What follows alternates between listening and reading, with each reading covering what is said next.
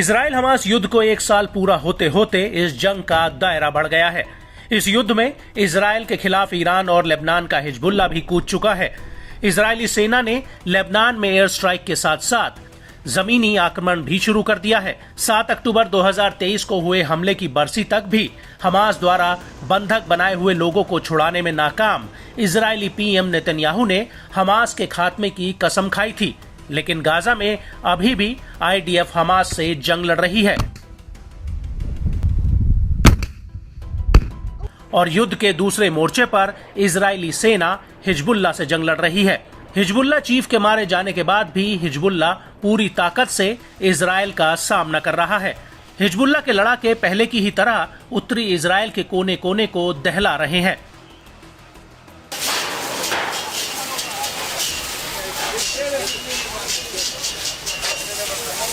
Israel और Lebanon के Hezbollah समूह में शय और मात का खेल जारी है।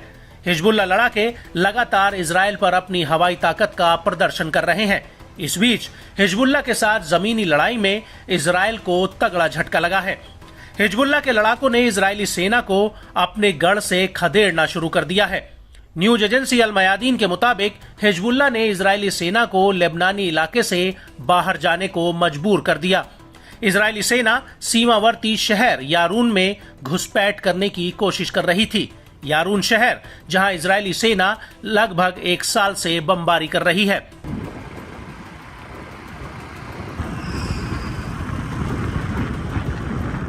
यह पहली बार नहीं है कि हिजबुल्लाह ने इजरायली सैनिकों की टुकड़ी को पीछे हटने पर मजबूर किया हो। इससे पहले बीते 6 अक्टूबर को जब इजरायली बलों ने खलेट शुएब में घुसपैठ करने की कोशिश की थी, उस दौरान लड़ाकों ने जवानों की टुकड़ी पर गोले दागे थे, जिसमें कई लोगों की मौत हो गई थी।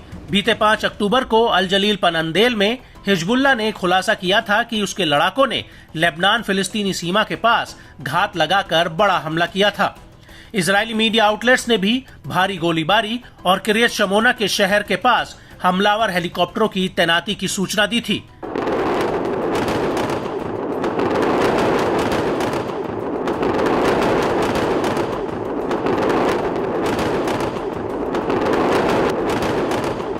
इससे पहले बीते 4 अक्टूबर की रात को हिजबुल्लाह लड़ाकों ने एक इजरायली जमीनी बल पर नजर रखी थी। ओडेसा में घुसपैठ की कोशिश कर रहे थे। इजरायली बलों पर घात लगाकर हमला किया गया और उसके बाद इलाके में सशस्त्र झड़पें शुरू हो गई थी, जहां पिछले कुछ दिनों से भीषण लड़ाई जारी है। ओडेसा में बीते 3 अक्टूबर को 98वीं डिवीजन के एगोज यूनिट और याहलोम यूनिट के कम से कम 9 इजरायली अधिकारी और सैनिक मारे गए थे। प्रतिरोध ने घुसपैठ करने वाले बलों पर मशीन गनों से गोलीबारी की थी, जिससे इजरायली सेना की हमलावर इकाई में बारूदी सुरंगों में ब्लास्ट हुआ था। इसमें लगभग 15 सैनिक मारे गए थे और काफी घायल भी हो गए थे।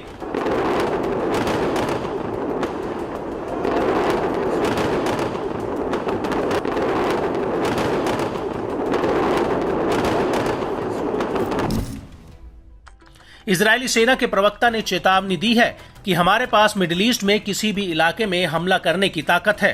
हमारे जो दुश्मन अभी तक उसे समझ नहीं पाए हैं, वो जल्द ही समझ जाएंगे। हालांकि जिस तरह लेबनान में जमीनी हमले में हिजबुल्लाह समूह इजरायली बलों पर भारी पड़ रहा है, उससे इजराइल का आला कमान भी सख्ते में आ गया है। दावा किया जा रहा है कि इजरायली बलों पर घात लगाकर हमला करने से लड़ाकों को कामयाबी हाथ लग रही है, जिससे इजरायली सेना को खासा नुकसान उठाना पड़ रहा है। ऐसे में देखना काफी अहम रहेगा कि इजराइल का लेबनान में जमीनी ऑपरेशन कितना लंबा और किस हद तक सफल हो पाता है।